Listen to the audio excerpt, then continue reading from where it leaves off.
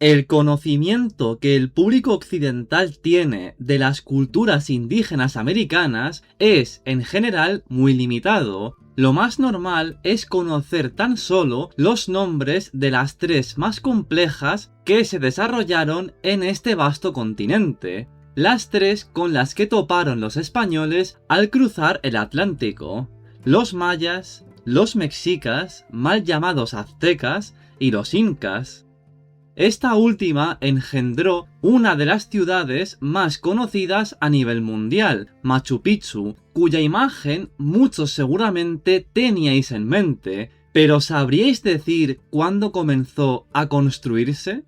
A nivel visual puede parecer obra de una civilización milenaria, mas en verdad seguramente esta se inició hacia 1450, época para la que Europa ya estaba poblada de catedrales góticas. Gutenberg había inventado la imprenta, Constantinopla estaba a punto de caer en manos otomanas y, en pleno 480, pronto nacería Leonardo da Vinci. Con esta comparación, sed bienvenidos a un nuevo capítulo de la Cámara del Arte, en el que nos sumergiremos en los secretos de una cultura, la inca, que tuvo su lecho en la región de los Andes, en Sudamérica. Gracias a haber sido elegido popularmente en 2007 como una de las nuevas 7 maravillas del mundo moderno, la fama de Machu Picchu es conocida por todos al mismo nivel que el castillo maya de Chichén Itzá, es decir, solo en apariencia. Además, fue declarado Patrimonio de la Humanidad por la UNESCO en 1983, y lo hizo en calidad de patrimonio mixto por aunar excelsas cualidades naturales y humanas. Las primeras se extienden por un vasto conjunto de más de 37.000 hectáreas, englobado bajo el nombre de Santuario Histórico de Machu Picchu y nutrido por una riqueza biológica que se cifra en 24 ecosistemas habitados por 332 especies de árboles, 75 de mamíferos y 444 de aves, entre otras. De los logros humanos, centrados en el Parque Arqueológico Nacional de Machu Picchu, nos vamos a encargar a continuación.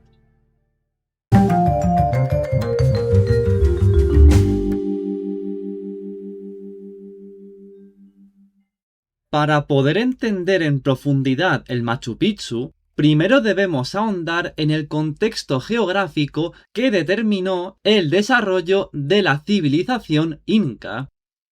Al estudiar el periodo indígena de América, suelen utilizarse dos grandes parámetros que, pese a sus limitaciones, siguen teniendo validez universal en un plano de conocimiento general.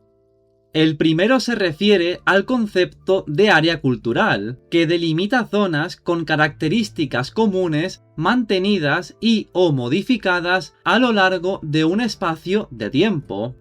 La que nos interesa es el área cultural andina, marcada, como indica el nombre, por la cordillera de los Andes y dividida en 3 zonas: septentrional, central y meridional. Las condiciones climáticas son muy duras y varían desde la seca calidez de la costa hasta el frío de la sierra y el altiplano, que limita en el extremo oriental con la selva amazónica. A este entorno tuvieron que adaptarse las diversas poblaciones que se asentaron aquí desde, por lo menos, el 15.000 a.C.,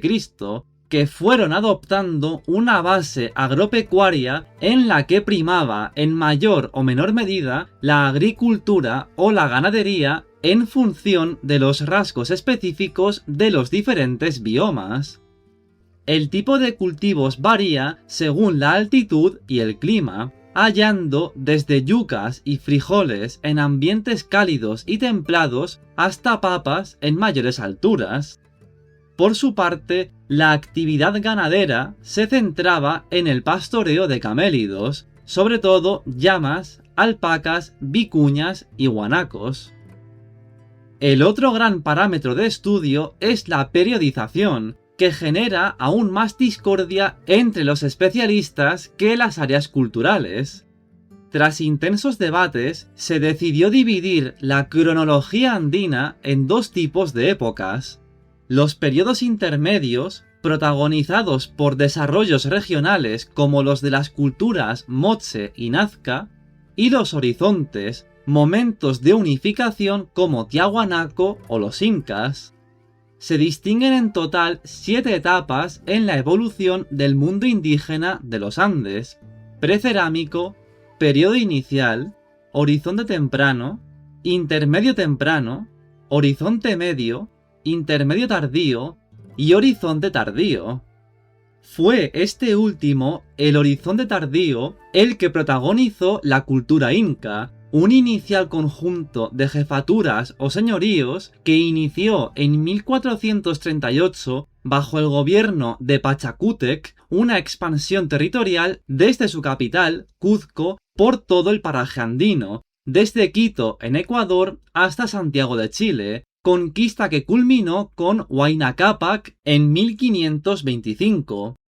Se conformaba así el imperio incaico, conocido en quechua como Tahuantinsuyo, que significa región de las 4 partes, y que como tal apenas tuvo un siglo de duración, ya que en 1533 terminaría de ser invadido por Francisco Pizarro.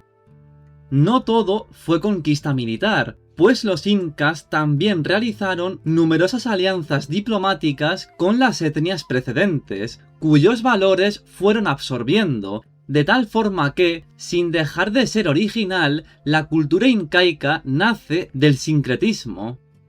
Dentro de la amalgama de pueblos sometidos, ellos adoptaron una visión etnocéntrica en la que se consideraban el ombligo del mundo.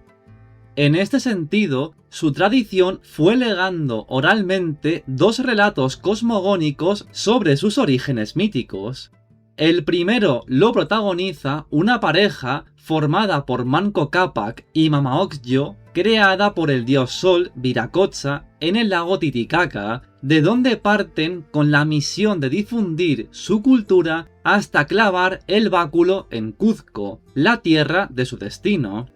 El segundo, más difundido, versa sobre 4 hermanos que salen de una cueva en peregrinación junto a sus mujeres hasta llegar, superando retos sobrenaturales, al paraje cuzqueño. Esto nos anticipa el peso que tendría la religión en el gobierno inca en tanto que mecanismo coercitivo sobre la población, por no decir que influyó en la división territorial, pues, recordemos, el Tahuantinsuyo se divide en 4 secciones cuyos caminos parten y confluyen en las calles centrales de Cuzco, y 4 eran los hermanos de la segunda narración mítica. El control de tan extenso dominio devino en una compleja jerarquía burocratizada que adoptó un modelo estatal teocrático que legitimaba al emperador como hijo del sol. Por sus raíces multiculturales, la religión inca se traduce en un politeísmo sincrético de carácter estatal cuya deidad principal era la Pachamama, la Madre Tierra, tras la que se encuentran varios dioses creadores, como Viracocha o Pachacamac, cultos relacionados con el gobernante, como los de las divinidades solar, Inti, y lunar, Mamaquilla, y, finalmente, se encuentran dioses menores como Illapa, señor del rayo, o Supai, amo del inframundo. En cuanto a la organización social, el núcleo lo conforma el Ayllu, una estructura de carácter parental que comprende extensas familias cuya jerarquía interna controla el acceso a la tierra, al trabajo y al pago del tributo. Por encima está la nobleza, que gozaba de privilegios varios, en especial la que integraba la familia real, llamada Panaca, y en la cúspide se halla la realeza, encarnada por el gobernante, el Sapa Inca, y su esposa, la Colla. Todos los estratos eran perfectamente identificables por los códigos de vestimenta, que simbolizaba el estatus. Gracias al engranaje burocrático inca, que supo aprovechar la herencia del pasado, el Estado fue capaz de perfeccionar unos sistemas de organización del trabajo y movilización demográfica muy eficaces, cuyo máximo logro fue la mita, término que alude al tributo laboral que el ciudadano debía prestar obligatoriamente siempre que se le requiriera. Así se explica la abundante y cualificada mano de obra con que pudieron acometerse las grandes obras del Tahuantinsuyo, entre las que las ciudades constituyen el máximo eslabón de una cadena que se inició con ejemplares como Huaca Prieta, Cerro Sechín o Chavín de Huántar, y alcanzó notables resultados en casos como Chan Chan o Tiahuanaco antes del apogeo de Cuzco. Otro aspecto muy interesante del aparato cultural incaico son los quipus, un sistema de registro consistente en una cuerda principal a la que se atan otras tantas donde se realizan una serie de nudos que, de abajo a arriba, contabilizan unidades, decenas, centenas y hasta cifras de millar. Además, están realizados con diversos colores con los que se identifican diferentes materias, como oro, plata o guerreros. Aunque dista mucho de la sofisticación del calendario y escritura mayas, los quipus impresionaron igualmente a los españoles. Antes de penetrar en la arquitectura inca, queremos terminar este apartado mencionando otras artes en las que también obtuvieron piezas de calidad. Entendiendo al artista inca como parte de un mecanismo mayor que le impedía determinar cambios artísticos como sí hicieron los exponentes del Renacimiento, abordó toda clase de tipologías, desde la pachtza, destinada a libaciones rituales, la fina orfebrería o los tejidos, con patrones que se han relacionado con un código semejante a la heráldica europea, hasta su maestría cerámica, donde despuntan formatos como el quero, heredado de Tiahuanaco, y, sobre todo, el urpu, que recuerda, salvando distancias, al antiguo aríbalo griego. En la difícil gestión de un imperio como el incaico, la ingeniería fue crucial en muchos aspectos, uno de ellos la comunicación entre unas partes y otras. Nace con ese fin el Camino del Inca, llamado en quechua Capacñán, la red vial oficial del Tahuantinsuyo que va desde Pasto, en Colombia, hasta Santiago de Chile, pasando por el altiplano y la costa en dos vías paralelas conectadas por tramos secundarios. En total, el Camino del Inca, a lo largo de sus más de 30.000 kilómetros de longitud, pasa por 6 países: Colombia, Ecuador, Perú, Bolivia, Chile y Argentina. Por estos senderos transitaban personas, mercancías que eran almacenadas en zambos para su posterior redistribución y mensajes llevados por los llamados chasquis de una posta a otra. Todos los caminos estaban empedrados y adaptados al terreno, por lo que hay tramos que deben salvarse, por ejemplo, con puentes colgantes. Y si bien esta red pudo en parte heredarse de los restos del Imperio Wari, sin duda fue perfeccionada y ampliada por la ingeniería incaica.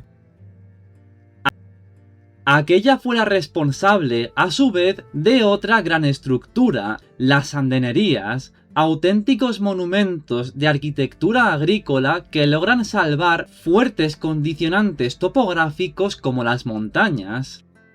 Este ejemplo de tecnología hidráulica, superior a cualesquiera que se practicaran en el área de Mesoamérica, se articula en forma de terrazas, conectadas por escaleras y delimitadas por muros de contención en talud que se rellenan de tierra para el cultivo, cuyo riego dependía de un sofisticado sistema de canalización.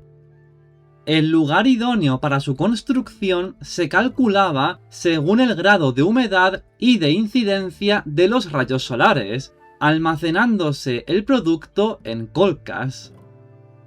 Tanto el Capacñán como las andenerías buscaban transformar el núcleo del imperio incaico en un territorio humanizado con que dar unidad política al conjunto, sobresaliendo en ambos un refinado trabajo de cantería que explicita cómo los incas, aunque no los primeros, fueron quienes utilizaron este material de forma masiva y con altos niveles de desbastado, escuadría, pulido y encaje. Esto sorprende más si tenemos en cuenta que, aunque pudieron usar herramientas de metal, trabajaron sobre todo con martillos hechos de piedras más duras que las que tenían que labrar, alcanzando un grado de perfección técnica admirable pese a las aparentes limitaciones materiales, el cual también se logró en las pirámides mesoamericanas y en la arquitectura maya. La cantería podía ser de tres tipos: de aparejo poligonal, ensamblado habilitando huecos y valiéndose de cuñas para izar los monolitos; de aparejo regular, formado por hiladas horizontales asentadas por medio de abrasión y empuje; y, finalmente, la pirca, una mampostería rústica unida en seco. Algunos sillares incluso podían ornarse con suaves almohadillados, pero lo más destacable es el perfecto ensamblaje, que impide el paso de una navaja por sus junturas. Ejemplos de todos ellos se pueden ver en Cuzco, máxima representación de la arquitectura del poder incaico, que constituyó el modelo programático oficial para otras poblaciones, muchas de ellas la base de ciudades coloniales españolas. La influencia se dio no tanto a nivel formal, pues el urbanismo cuzqueño se adapta a su propio terreno, sino, sobre todo, en determinadas pautas y procedimientos. Se difunden así unos patrones repetitivos con los que identificar el modelo de la cultura dominante, como la división en dos mitades o la combinación de arquitecturas cerradas con espacios abiertos como plazas y patios, que en verdad es una constante del urbanismo andino. Los rasgos diagnósticos de la arquitectura inca parten de su armónica integración en la naturaleza, logrando así un organicismo ejemplar que, en vez de allanar el terreno, como se haría actualmente, se adapta a él. Formal y estilísticamente, la forma más reconocible es el trapecio, visible sobre todo en los vanos. Asimismo, es imprescindible la comentada labor de cantería, la sobriedad decorativa, el predominio de la planta rectangular y el uso de ámbitos de una sola habitación no conectados interiormente. Con todo lo anterior sabido, podemos emprender de una manera mucho más clara y completa el análisis de Machu Picchu, que en quechua significa Cerro Viejo.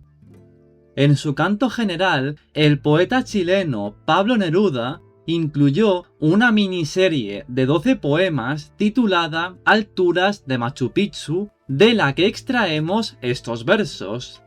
Entonces en la escala de la tierra he subido, entre la atroz maraña de las selvas perdidas, hasta ti, Machu Picchu, alta ciudad de piedras escalares, por fin morada del que lo terrestre no escondió en las dormidas vestiduras. En ti, como dos líneas paralelas, la cuna del relámpago y del hombre se mecían en un viento de espinas. Madre de piedra, espuma de los cóndores, alto arrecife de la aurora humana, pala perdida en la primera arena.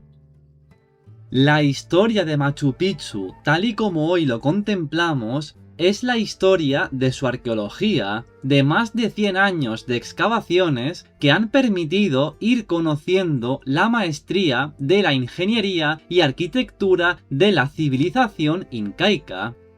Todo comenzó en 1911, cuando Hiram Bingham, profesor de la Universidad de Yale, fue avisado del avistamiento de ruinas en lo alto del cerro Machu Picchu, en el que elaboró unos primeros apuntes y teorías reforzadas por la primera cata arqueológica en el lugar, iniciada un año después. Este primer periodo arqueológico concluye en 1929, cuando el Estado peruano promulga leyes para frenar las excavaciones clandestinas y promover campañas oficiales centradas en la restauración y puesta en valor antes que en la investigación. El segundo periodo termina en 1971, año en que se funda el Instituto Nacional de Cultura de Perú, organismo que encabezó numerosas excavaciones a cargo de cualificados profesionales. La última campaña, desarrollada entre 2014 y 2017, se encuadró en el programa de investigaciones arqueológicas e interdisciplinarias en el Santuario Histórico de Machu Picchu, que abarcó cuestiones de todo tipo, como biología y geología, y reforzó la importancia del enclave como centro religioso, político y administrativo del Tahuantinsuyo, parte de un conjunto formado por otros yacimientos, como Chalcabamba o Salapunku. Poco a poco, la inicial indiferencia que mostró la población hacia su pasado se ha transformado en un creciente interés por conocer sus raíces indígenas, velando el corpus legislativo peruano por la protección, conservación y restauración patrimonial. En su preservación ha resultado determinante que la población de la zona no se encuentre en el centro inca, sino más abajo, en una localidad llamada Aguascalientes o Machu Picchu Pueblo. Aquí se concentran los principales atractivos turísticos, como hoteles, aguas termales y el Museo de Sitio Manuel Chávez Bayón. En quechua, yacta es el término con que se alude a un poblado. Concretamente, la yacta de Machu Picchu se encuentra elevada a unos 2.430 metros sobre el nivel del mar, cifra vertiginosa que, en verdad, no fue la máxima lograda por los incas. Sin ir más lejos, Cuzco está 1.000 metros más arriba. Se erige en el denominado Valle Sagrado de los Incas, por encima del río Urubamba, integrándose en perfecta simbiosis con el entorno hasta el punto de impresionar más el escenario en conjunto que el detalle. Situado entre el cielo y la tierra, la vista más conocida de Machu Picchu es la tomada desde el sur, quedando la imponente montaña de Huayna Picchu, que significa Cerro Joven, al fondo. La yacta está a unos 120 kilómetros al este de Cuzco, penetrando un gradiente de la abrupta geografía en la selva amazónica, cuyo verde conforma una atractiva bicromía con el gris de la roca. Si a ello sumamos la densa neblina en que suele sumirse la zona, obtenemos un paisaje perfecto para los artistas románticos. Es muy probable, como apuntamos en la introducción, que su construcción se iniciara hacia el 1450, en pleno gobierno de Pachacútec, mas su conclusión no está tan clara. Se cree que, a su muerte en 1471, el poblado pudo ya comenzar su abandono, si bien hay fuentes documentales que acreditan que, por ejemplo, en 1568 aún vivía gente aquí. Aunque como tal, el tamaño de Machu Picchu, estrictamente hablando, dista del propio de una ciudad en aquella época, tampoco es tan pequeño como para considerarlo una aldea rural, pudiendo vivir entre 400 y 1200 habitantes. Mucho más delicada es la cuestión sobre su función, a la que múltiples autores han arrojado miles de ríos de tinta. Desde las teorías de Bingham, que pensaba que Machu Picchu era Tampu-Tocco, la cuna mítica de los incas, o Vilcabamba la Vieja, último bastión de resistencia contra los españoles, se ha argumentado que la Yacta podría ser un centro ceremonial, un nexo político-administrativo entre la Sierra y la Amazonia, e incluso una hacienda real de Pachacútec. Esta última resulta una concepción europeizante algo difícil de encajar, igual que la tesis que ha visto en el poblado una ciudadela defensiva por el mero hecho de ubicarse en el mismo tipo de lugar que solía elegirse para los castillos medievales. Pero los incas de Machu Picchu, como mucho, solo debían defenderse de las tribus amazónicas, y estas tenían su límite de incursión 1000 metros más abajo. Cuando las primeras expediciones arqueológicas eliminaron la espesa vegetación que cubría Machu Picchu, se abogó, acto seguido, por la reconstrucción de aquellas partes que presentaran mayor deterioro e, incluso, peligro de derrumbe.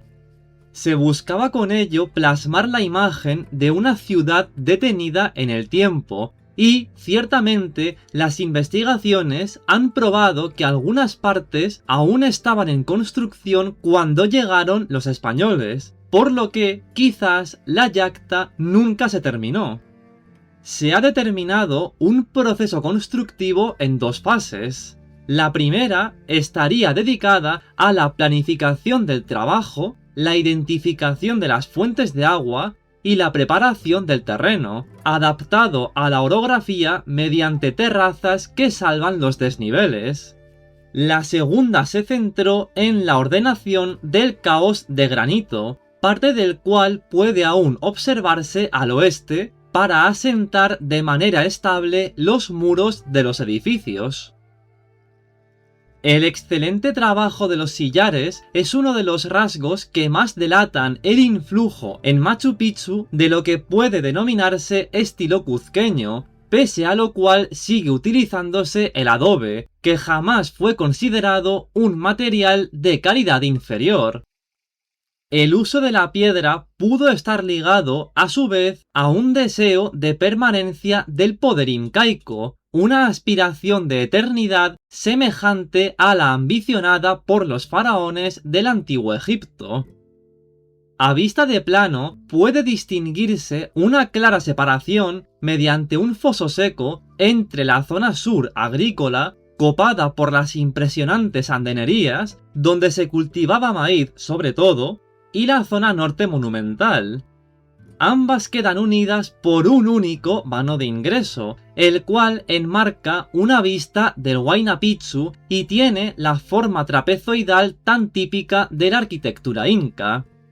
Su paso lo custodiaba en lo alto la Casa del Guardián, cuyo techo está restaurado. Asimismo, la zona urbana se divide en dos mitades como Cuzco, la parte alta llamada Anan y la parte baja o Urin. El nexo viene dado por la plaza central, que las separa a occidente y oriente respectivamente, y marca otro rasgo distintivo del urbanismo andino, el mixto de estructuras cerradas con espacios abiertos. Esta plaza es prácticamente el único llano del conjunto, uniéndose los diferentes niveles por escalinatas que obligan a recorrer Machu Picchu subiendo y bajando, un entrenamiento para pierna perfecto. La importancia del agua siempre ha sido manifiesta en muchas culturas del mundo, pues de ella depende la vida, y en el contexto andino tiene un marcado carácter sagrado. Localizar las fuentes manantiales, como hemos visto, figura entre las primeras tareas del proceso constructivo, pues así se planifica desde el principio el complejo sistema de canalizaciones que va a abastecer a la población de este recurso. Concretamente, el arroyo perenne se encuentra en la ladera norte de la montaña Machu Picchu, que es llevada hacia abajo por el flujo de la gravedad y es debidamente conducida a través de fuentes destinadas a usos domésticos y abluciones rituales. En lo que se refiere al sistema de drenaje, este, junto a las cimentaciones, comprendió más del 50% del esfuerzo laboral de Machu Picchu, buscándose en todo momento la perpetuidad en sus trazas, cosa que lograron hasta el punto de que dicho sistema sigue operativo en la actualidad. En un clima tan lluvioso como el de esta zona, resulta de urgente necesidad un drenaje eficaz para garantizar la estabilidad del terreno, acelerado por la pendiente de los tejados, que ayudaba a escurrir el agua. La red combina tramos superficiales con otros tantos subterráneos que recorren la zona urbana y la agrícola, y cuenta con más de 100 salidas de desagüe habilitadas en las paredes de las edificaciones y los muros de contención de las terrazas. En relación a lo anterior, la privilegiada situación de Machu Picchu permite relacionarlo con los principios de la geografía sagrada, creencia inca que consideraba los elementos de la naturaleza como divinidades o residencias de espíritus. La Yacta se encuentra en el centro de grandes formaciones montañosas alineadas con los 4 puntos cardinales, quedando esta como eje del mundo. No es extraño, por tanto, que en la planificación urbana intervinieran también astrónomos a la hora de determinar el desplazamiento del Sol, fundamental tanto para aprovechar su energía de cara a las andenerías como en relación a su observación astronómica. Siguiendo un recorrido de arriba a abajo, el primer punto destacado de arquitectura religiosa es la estructura conocida como Torreón, que en verdad no tuvo función militar alguna, más bien pudo ser un templo del sol. El fino trabajo de cantería rodea una roca natural que, en la parte baja, se horada en forma de cueva que algunos autores han asociado con el mausoleo real de Pachacútec. Más interesante resulta la parte alta, donde la misma roca pudo actuar como altar y observatorio mediante 3 ventanas por las que penetran los rayos del sol. Avanzando al norte encontramos la Plaza Sagrada, a la que se abren 3 estructuras. La septentrional es el templo principal, construido con sillares regulares y animado en su parte superior por nichos trapezoidales, quedando el resto de paramentos sin ornamentación y cubriéndose el suelo con una arena blanca que podría ser un trasunto del océano, centro de creación divina. Al este está el templo de las 3 ventanas, formado, para sorpresa de nadie, por 3 vanos que ofrecen un magnífico mirador hacia las montañas y el río Urubamba. Finalmente, al sur se halla una construcción identificada como Casa del Sacerdote, cuya factura se nota menos cuidada. En sí mismas, las piedras eran consideradas por los incas hogares de espíritus asociados con la protección y la fertilidad, que podría ir ligada a un carácter propiciatorio de cara a las cosechas.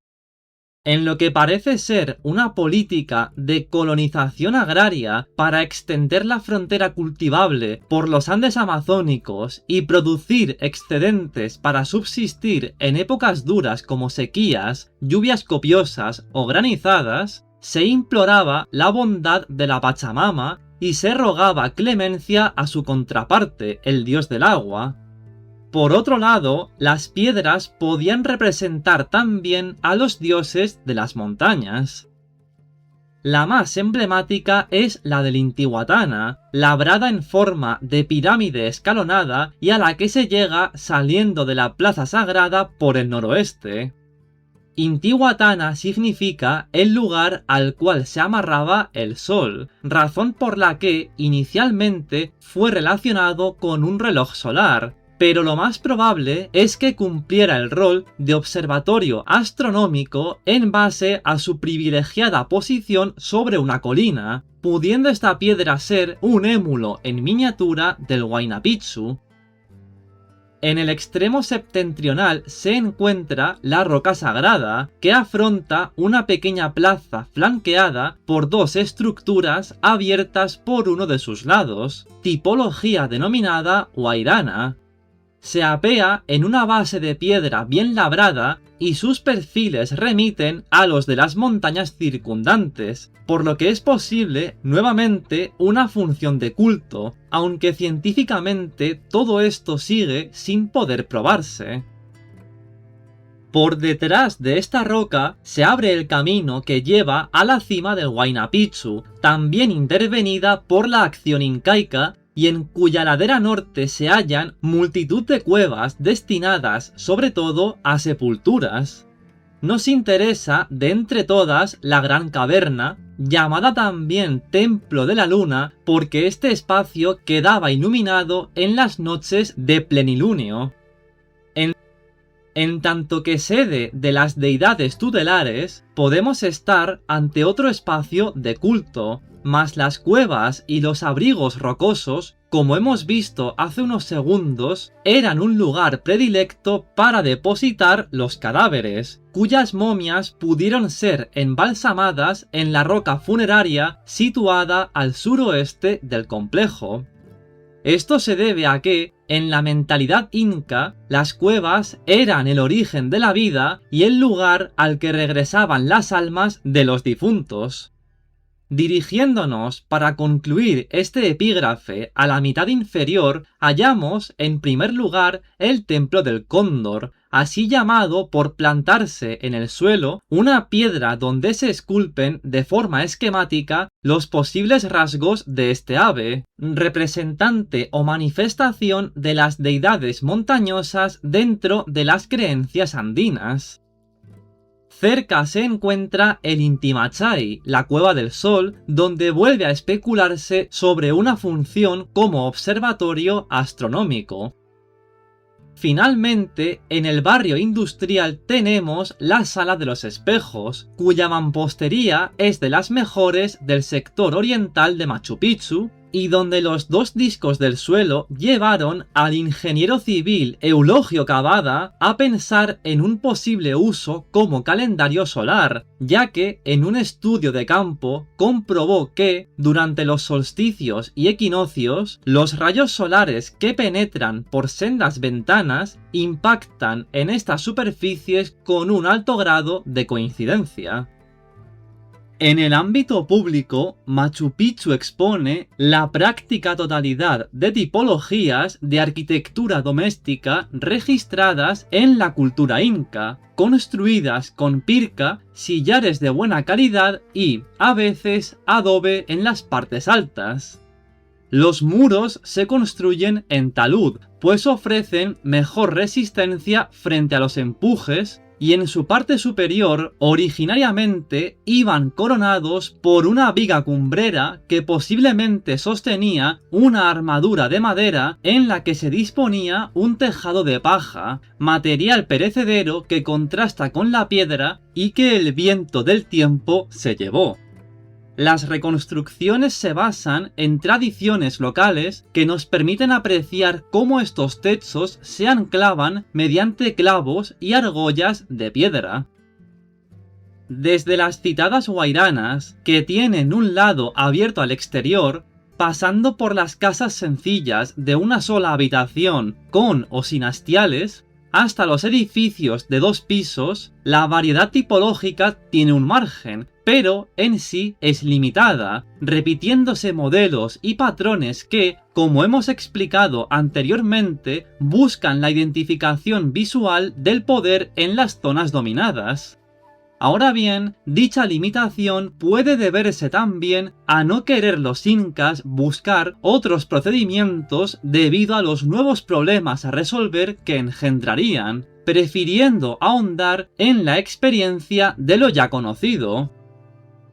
Un ejemplo notable es la Casa del Inca, situada frente al Templo del Sol de la parte alta, un conjunto encuadrado en un modelo denominado cancha, consistente en un recinto amurallado de planta rectangular o trapezoidal con una sola entrada y un patio en torno al que se organizan una serie de dependencias domésticas cuyo número y calidad varían en función del prestigio de sus residentes. Por otro lado, en la parte baja destaca el conjunto de las tres portadas, en cuyo frente de 50 metros de largo se habilitan, como habréis podido deducir, tres vanos, en este caso de doble jamba, que dan acceso a sendas canchas. Contra lo que es normal, estas quedan conectadas por el interior, marcándose hasta cierto punto un sentido de simetría cuyo ritmo lo orquestan los patios y los muros medianeros. Llegamos así al final de nuestro viaje por el que, a día de hoy, se ha convertido en el símbolo de la identidad nacional peruana por antonomasia. Sobre los secretos que esconden sus piedras, las montañas que rodean el enclave y la vida que una vez pobló sus calles y edificios, mucho más podría contarse, pero el objetivo de este vídeo ha sido más que satisfecho. Las futuras investigaciones tienen aún muchos recovecos que iluminar, mas a fecha actual nadie duda de que Machu Picchu constituye un ejemplo magistral de arquitectura orgánica adaptada al entorno, una expresión normativa del poder del Tahuantinsuyo y una de las grandes empresas del gobierno de Pachacútec después de Cuzco. No tiene 1000 años de historia y es coetánea del Renacimiento europeo, pero recorrer esta vieja yacta proporciona una sensación atemporal. Querido espectador, de haber nacido en el Imperio Incaico, ¿habrías afrontado el reto de vivir bajo las duras condiciones de esta región a más de 2400 metros de altura? Si te ha gustado el vídeo, recuerda suscribirte al canal, si es que aún no lo has hecho, darle un buen me gusta y activar la campanita de notificaciones para no perderte ningún otro análisis en el futuro. En el canal puedes disfrutar de otras tantas arquitecturas, si bien el repertorio de la América prehispánica aún está por explorar. Sirva el Machu Picchu como su primer gran escalafón. Muchas gracias y hasta la próxima.